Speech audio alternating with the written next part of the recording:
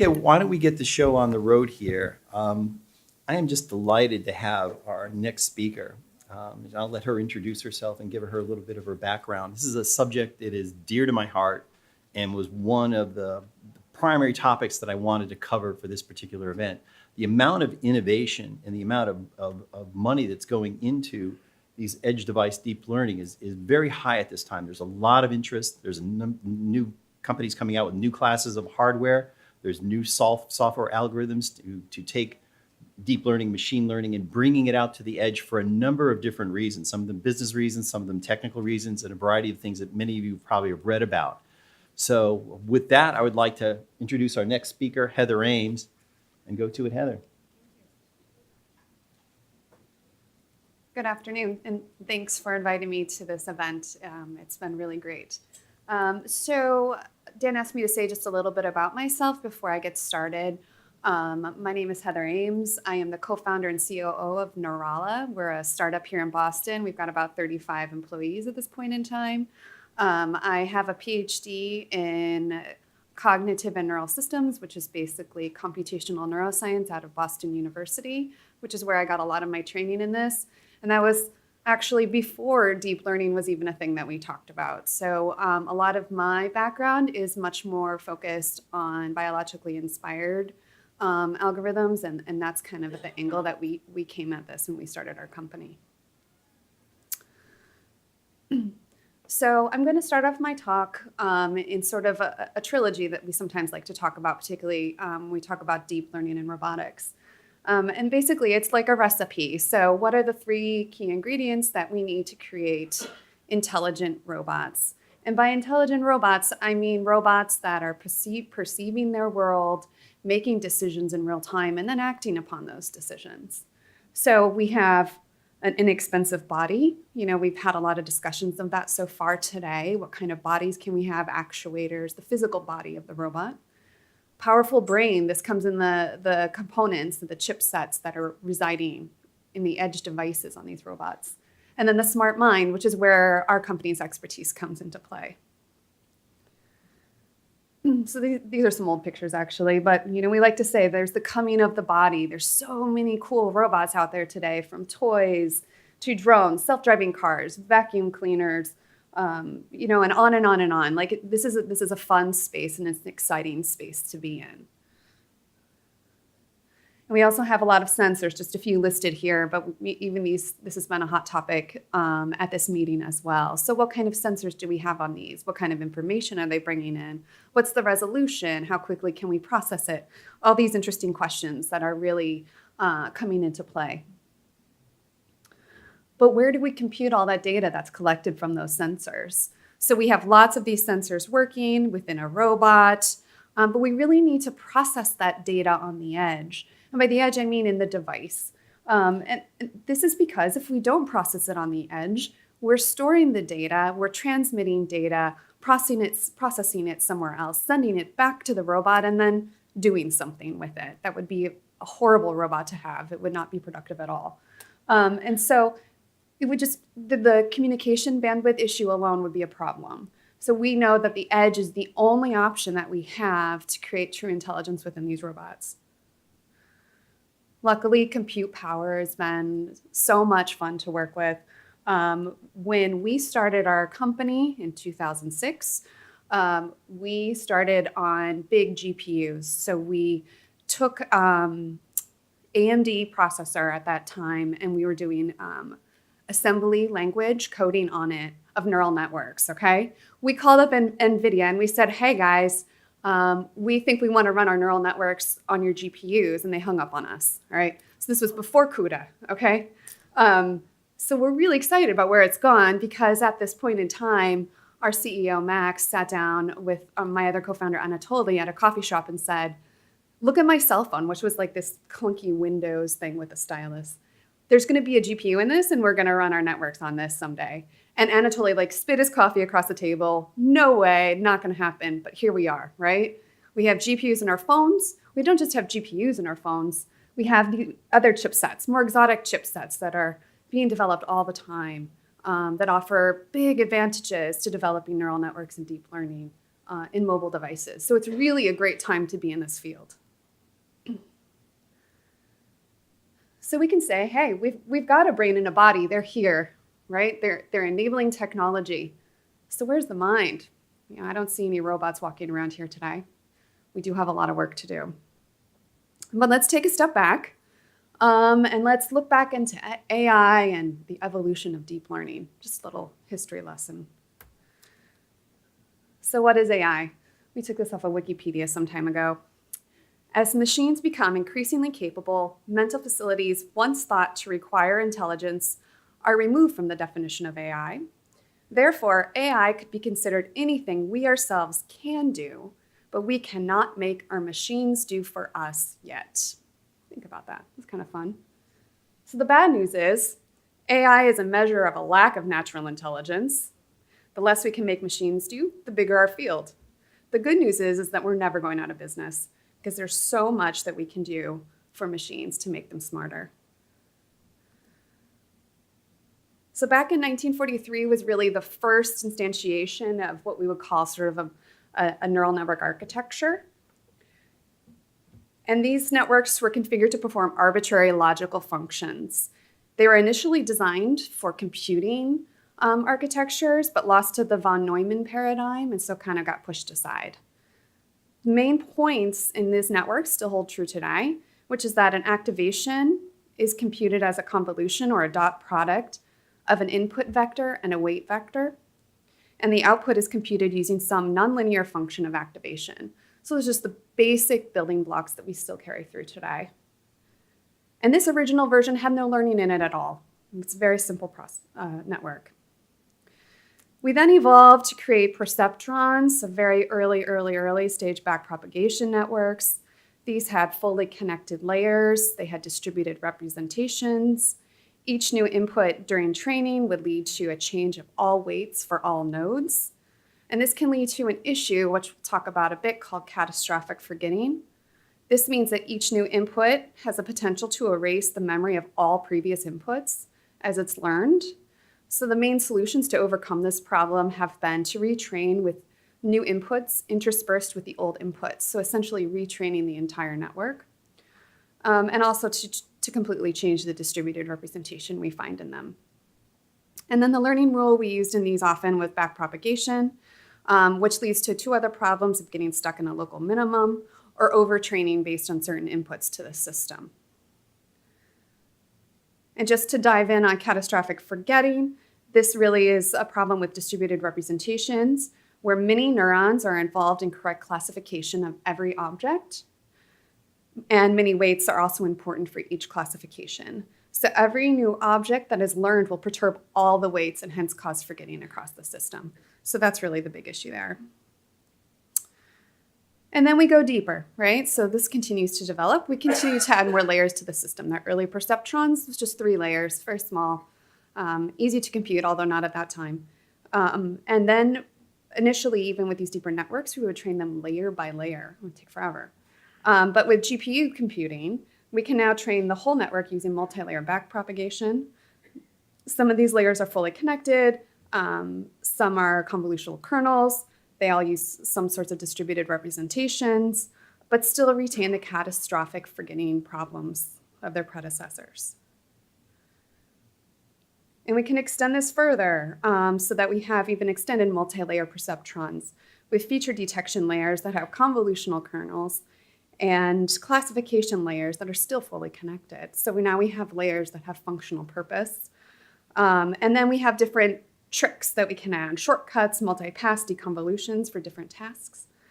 And when these systems are trained extensively on large data sets and with particular configurations, we can actually find that we can achieve superhuman performance, but on very specific tasks that they're trained on. So, with all that we have learned from these networks, deep learning is not enough yet for intelligence. Backpropagation, in its purest form, cannot learn incrementally, and it cannot learn on the fly. While DNNs outperform humans on individual tasks, they have a long way to catch up with us. So it's too early to demote our brains from being the most intelligent computers we are aware of. So rest assured, machines will not take over our jobs. All right, so let's take a step back and then look at the training paradigms that we see in these deep networks. There's two main components necessary for these deep networks right now. Very large data sets, tens of thousands, hundreds of thousands of images per object class. Lots of computing power, okay? Tons. Why? Because when we want to learn something new, we have to combine that new information with the old data set that was used to initially train the network and retrain the whole thing. And this is going to require powerful servers, lots of storage space, and it's going to take a lot of time. So let's take a look at a few of the specific examples of how these networks can be used, particularly those that are related to what my company does, which is in the field of visual processing. So the first is whole scene analysis or object recognition. So in this picture, you would look at this and you would say, there's a bottle, there's a cup, there's a cube, it's a desk. You have various ways that you could classify this image. So whole scene analysis, object recognition. On the right is the 2015 state of the art, where you can see that we have networks that supersede human performance here. All done on the server, though. And here's an example of ResNet. This picture here shows 50 layers, but this goes up to 1,200 layers. That's a lot of layers for computation. That takes a lot of power. So one of the innovations in this particular structure is shortcut layers, because the issue when you get deep, so one of the things that's been done in deep learning is you just keep adding more and more layers to improve your network. But because of the back propagation of the error on the second pass, that error propagating back through the network gets smaller and smaller and smaller, and it creates problems because by the time it gets to the bottom layer, it doesn't really have any information. So there's different architectures that have been designed to overcome that issue, and this is one of them. So today's AI or deep learning training regimen is train once, and that's it. You're done. No additional learning or refinement of knowledge. So you use a large server, massive data set, millions of iterations. So we set these things up. They're training for days. You come back and check to see if it's complete. And what you get at the end is a fixed brain. This would be like the following example in us. So what would be the human equivalent? Let's say you went to college, you studied robotics, showed up for work day one, you never learn again. All the knowledge you have through your entire career is what you learned in college. You can never add to that. Now, think about how great that worker is going to be at the end. So that's kind of what we have when we deal with fixed brains in a dynamic world. And this is just to illustrate the training of these conventional DNNs.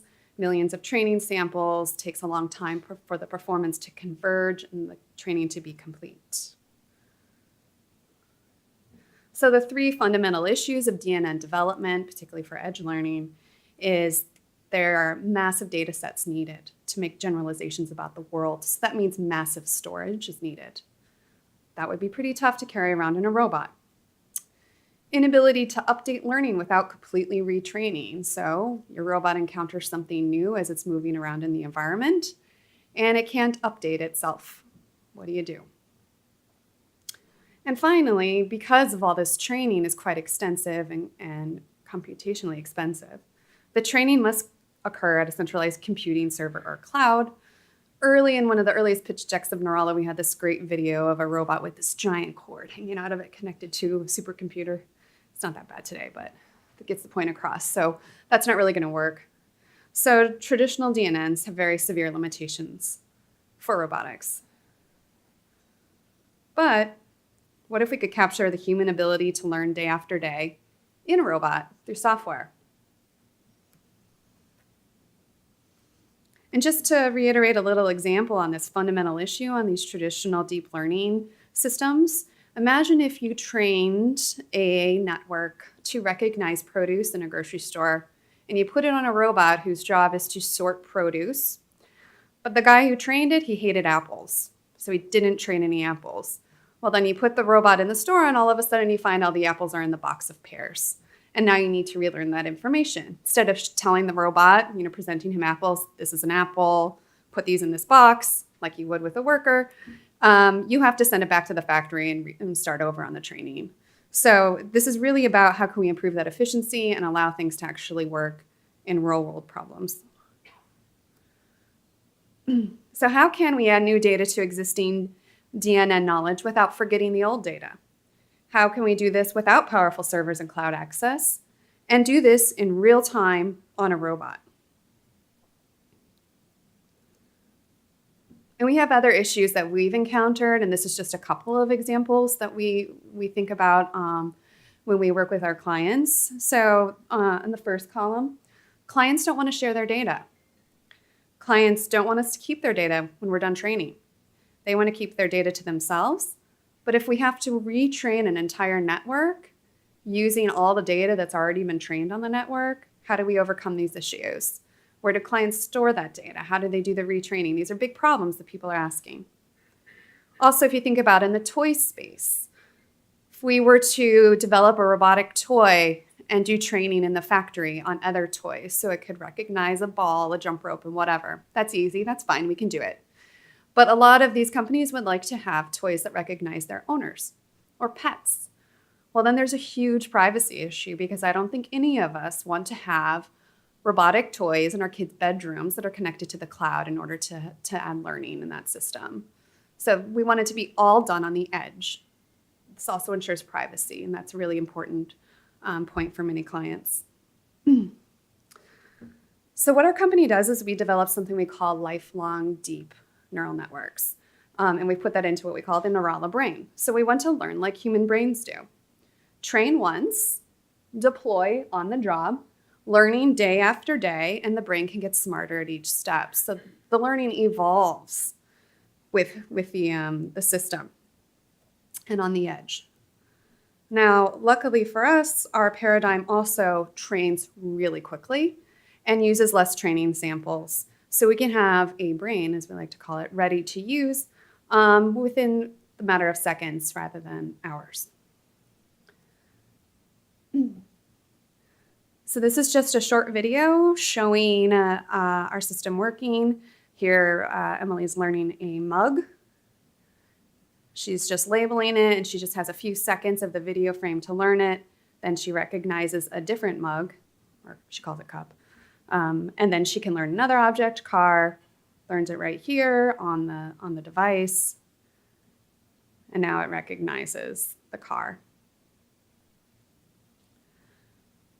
And then on the right, I have just a quick table of some testing that we've done internally, comparing a traditional DNN, just kind of off-the-shelf system with our LDNN technology. You can see the training time difference, 15 hours versus 24 seconds. Significant difference in the image presentation. You'll see in the precision, it drops slightly in LDNN. But this is the base deployment model, so we do take a few hits on percentage points for precision, which we can easily make up when we move to the learn on the fly mode. And you'll also see our memory footprint is pretty small as well. The other cool thing that we've realized is we get generalization much earlier in our system than some of the deep networks have gotten.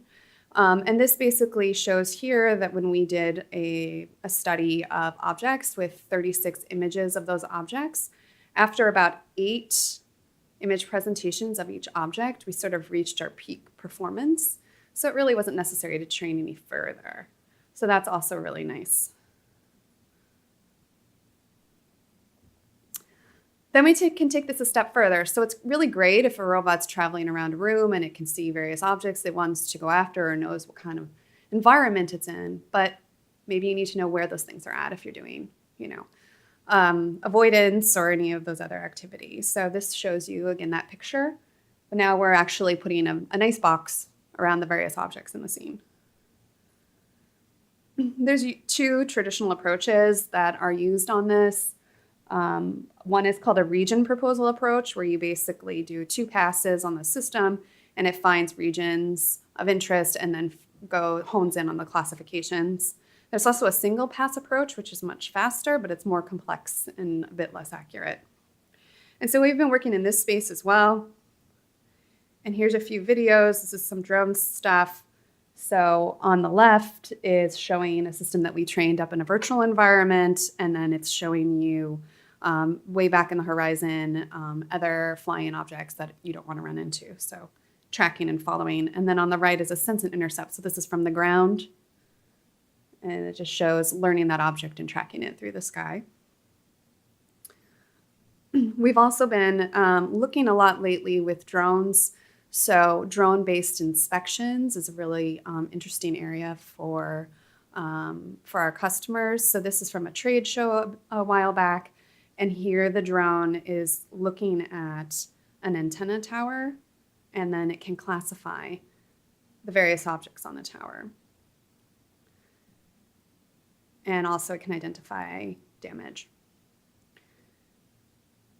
And so then we've done, some more work on this. We have a lot of customers that are interested in insulators, which this will show you out in the field. And they're also interested in finding damage on their assets and inventory within these different structures. And being able to identify those things and then go in closer to get a closer look at the inventory to see if it's damaged, what kind of damage, how severe is the damage, and so forth. So this is where we get a lot of interest as well. And here we really need this edge learning and processing in order for it to happen on the drone. We've also done this work with the Lindbergh Foundation to work on detecting poachers. So this was a system on a fixed wing drone to detect elephants and then poachers with IR video. And then of course, we can come back to the ground. And there's, many instances and networks like this that we've been working on, finding pedestrians, cars, trucks, cyclists, and other vehicles in the scene to either help with navigating, collision avoidance, or just identifying things. Here's a few examples.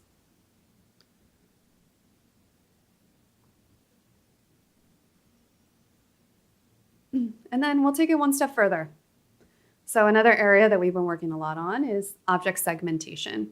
So not only where is the bottle, but what are the exact boundaries of the bottle in the scene, and the cube and the cup. We have a current system architecture that we've been working with. It has these 7 categories, so bodies of water, sky, plant, pets, people, flowers, and buildings. Here's some of the stats on it. Our accuracy is improving every day. But interesting to note is the model size, 3.8. That's great. This is definitely working on the edge. A lot of these segmentation systems that you'll find today are really hard to push down to the size to be able to run effectively on a mobile device. So we're really excited about this. Here's some examples of the segmentation so you can see what it looks like. There's masks over. So there's like a yellow mask over the cat here. The next one, the green outlines the building and the trees and the sky. A few of the people ones, it's a little hard to see. Over here, we have a city in the background on the hillside with like a dad and a daughter, segmented, as well as the vegetation. So this is kind of a lot of stuff that people are interested in the image processing world, particularly in consumer devices. There's a lot of interest in this in terms of enhanced photo editing. So this has less sort of, I'd say, application directly to sort of actuating robots, but more in the world of sort of photo and video enhancement.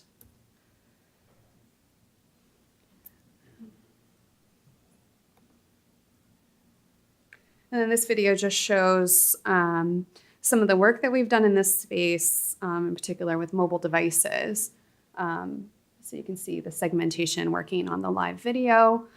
We are currently working to add our LDNN technology on top of this. So this is really for a photo editing case where not only is this running in real time, segmenting the image, but also you can then learn customized filters or other things based on user experience in real time on the edge. So you can make those modifications as a consumer. So I would argue that the mind is coming. We still have a long way to go to bring it to to the place that we have, I guess I would say in the body and in the brain. But there's been a lot of amazing advancements that have really been pushed forward by those developments. And one other advancement that we've been working on, which is a lot of fun, is called brain melding. And so this is basically merging knowledge from multiple robots on the fly. So a lot of robots, we don't really want them to work on their own. We want them to work together. We want them to work with humans. And we want that information to be able to be transferred. So it would be nice if you were working collaboratively with a person that you could download what you've learned about the situation and just hand that download over to another person. But instead, we have to have conversation. So with robots, we could really just download that information or merge it. So that's what we've done. See if I can play this. Maybe. No, this video is broken. So essentially, oh, there we go. So in the first device is learning this banana. Very simple. So a few frames, just kind of jiggle it around. That's the learning process. Recognizes banana. We take this information, we send it to a centralized location. We send that information back out to a third device.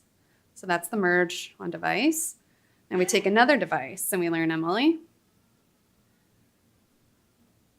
So that's the learning, just move it around a little.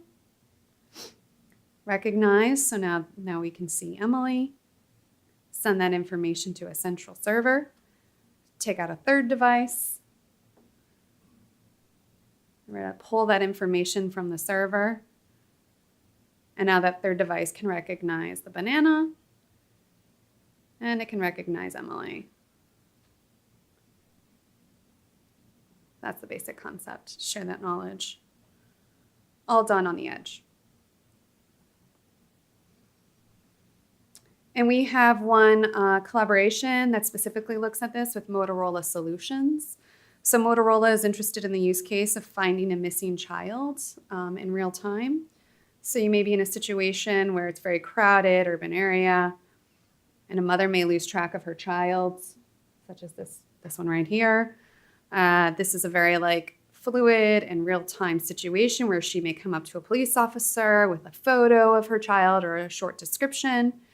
He needs to learn that information on his police-worn body camera, send that to Central Command, and then push that information out to all the other first responders and devices in the field. So now you can imagine all those police-worn body cameras on all the first responders in the area are doing this processing. So they're looking at all the people in the scene, trying to determine if they can find the child of interest. And that can only be done with learning on the edge, because you have to make that learning with that single encounter between the police officer and the mother. So here is a picture of our current team. Like I said, we are about 35 people. There's 3 of us that founded the company. We were 3 Boston University AI professors. We've worked with NASA, DARPA, Air Force, and many other companies. We started in 2006, but we really launched ourselves as a commercially viable company in 2013 when we were part of the Techstars program. We are always actively hiring people in the space, particularly those specialized in deep learning and AI. And that's the team, and the little baby's mine. So she's not a robot. Okay, thank you. And now we have time for questions.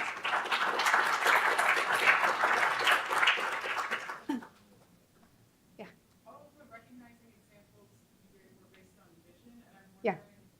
How possible it would be to transfer this to recognizing materials? Like you recognize the corrosion based on how it looks, but could you recognize a cut up apple based on smell or other material properties? Yeah, so we've done a lot of work in the in the earlier days on multisensory integration. So combining information from different sensors to make these decisions, but we haven't done a lot of it as of recently, just based on purely the market push for staying in the visual space. So, yeah. Yep. So, thank you very much for the presentation. This system on the device, what would be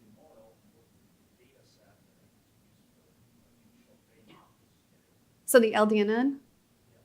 Yeah, so that's our proprietary technology. So I'll give you my business card. But in terms of the initial data set, so one of the things that we really push forward with the LDNN technology of the object recognition is very little data is needed. So that was kind of the purpose of the demonstration where Emily was just doing a few frames around an object. And when I showed that you can learn after only 8 instances. So it's really about how can we learn quickly and make generalizations about the world, and then we can incrementally add on top of that as we encounter things. So when you're doing that merging, so basically you're merging the training data set and then building the model over again? No, we're doing a consolidation, not in the training data set, so it's not using any of the data. It's using the actual learned knowledge in the system, and it consolidates it at that level. Yeah, a follow-up on that question. So you have the same architecture on all the devices, including the server, and all the different devices are running with the same configuration. Just the edge devices are running with the same configuration. The server is really just the holding cell. Doing some magic and then It could just as easily be communication protocols in a different way. Just because that's in an early stage of development, that's the easiest thing for us was to throw it up on AWS to make that merge. You could easily imagine a situation where the merge occurs on another device, or through Bluetooth connectivity. But we just kind of shorten that circuit.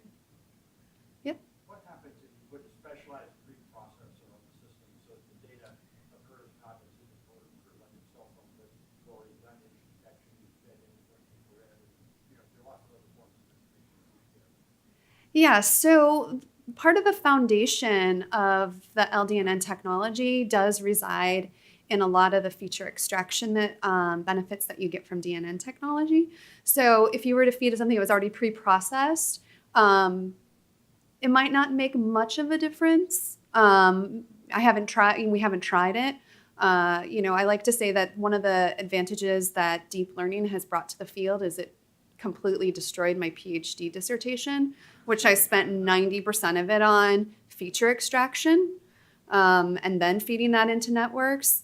You no longer need to take that big step. That's what deep learning gives you in software. Yeah.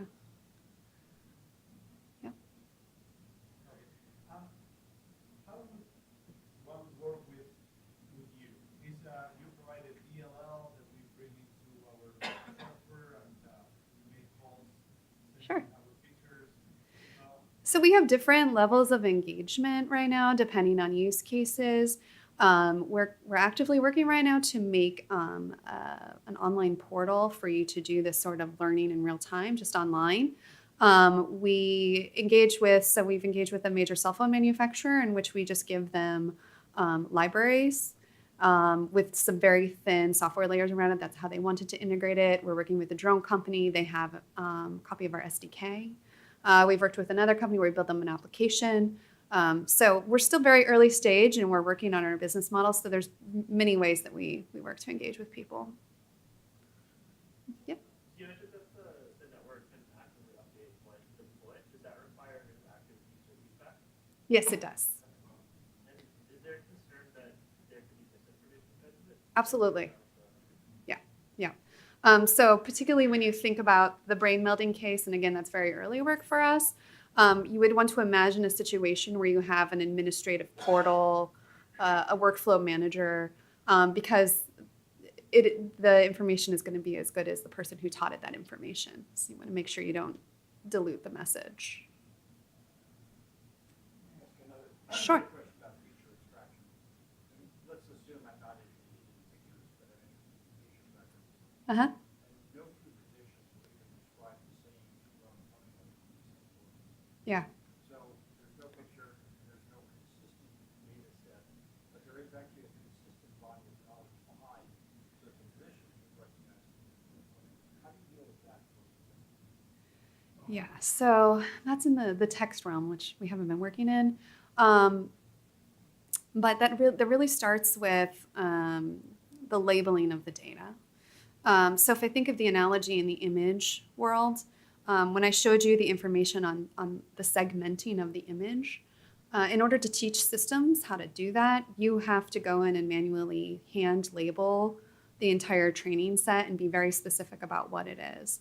And so when you feed these systems anything for the training, you know, if there's 10 ways to describe an ingrown toenail, they're all going to have a tag of ingrown toenail. And then it's a matter of extracting the relevant features from the data to determine what contributes to understanding that it's a toenail, right?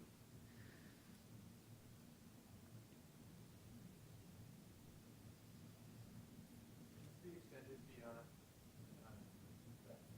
Oh, go ahead. be extended beyond feature extraction. So suppose you wanted to look at any tracking. Yeah. So, I mean, a lot of the work in deep learning is just emerging. You know, I'd say the last 5 years, we're really starting to see what it can do for us. So it's just the beginning. Yeah, just the beginning. Yep. So you accepted you're able to identify the boundary process. Are you doing it relationships? We're not looking quite at the relationships yet. Yeah.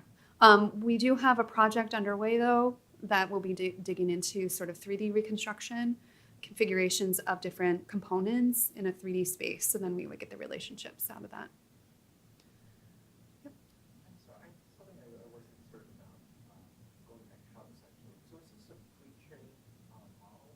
Is that what happens? And so when then you take it to the edge and then you're looking at the car, I don't remember the exact example, but it now then is going to be able to associate that, recognize that, oh, that's a car. Yep. So it has already some learned information on the back end that's compressed so it can operate on the edge. We put it on the edge and now we can learn there. And then the question before about the merging of information. So then when you are then kind of like you said, retraining on the edge, Mhm. um, the information that you're gathering, the question before you said that if somebody gives you bad information and now all of a sudden it messes with the model. Is that something that is a common issue that you have to deal with? Not right now. I think that gets like quite theoretical. Part of the reason is because people can call things differently, and yeah, I was just, you know, I heard a story on NPR talking about bias, you know, with this whole Starbucks thing. And the person on there was discussing about how when you have a group of people contributing to a conversation, then the group can remove bias. So it's kind of tough to tell sometimes when you label something, if that label, you know, is right or wrong necessarily, or how you would exactly classify it. And there's good things that can come out of that and bad things. So we haven't played a super ton. Again, that's really early, but it's something that needs to be evaluated in terms of how do you pull in information, whether it is in the workflow, adding in like a supervisor, you know, that's saying, this is one of my best workers that has trained this robot, this information is valid, or hey, this guy just started, he has no clue what he's doing, I don't want to screw it up, type of situation. So I think it's really a workflow management issue on how you want to deal with it. Yep. How do you ensure the reliability and the credibility in your just post-training or after it's resolved? Yeah, so when you get it, you know, right out of the box, the credibility is there. We've done extensive testing and we have the feature extraction that we wanted to have for the system. What happens after that is really in the hands of the users and the customer on how they want to use it and how they want to add that information. And so that really becomes a workflow issue rather than a technology issue. So how people want to use it and how they want to validate that information. Yeah.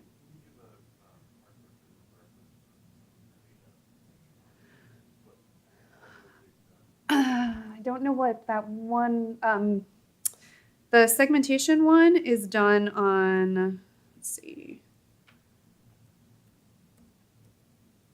This one here, so this model size processing time was done on an NPU processor, a mobile NPU processor. We do benchmarking in just a laptop environment, TX1, TX2, Snapdragon, and a couple of NPU style things. Yep. Can you undo some training, like when you have multiple contributors? Not yet. We're going to work on that.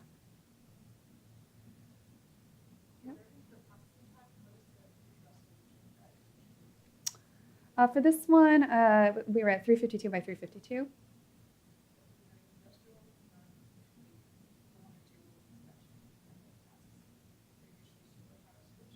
Yep. Yeah, it just obviously it changes those numbers, but again, this is like a very small mobile phone processor we're talking about with an MPU hybrid solution. So we could change out that, increase the resolution, go to like a TX1, TX2 environment, and still get the same processing speed, and it's still at the edge. Well, I'm sorry?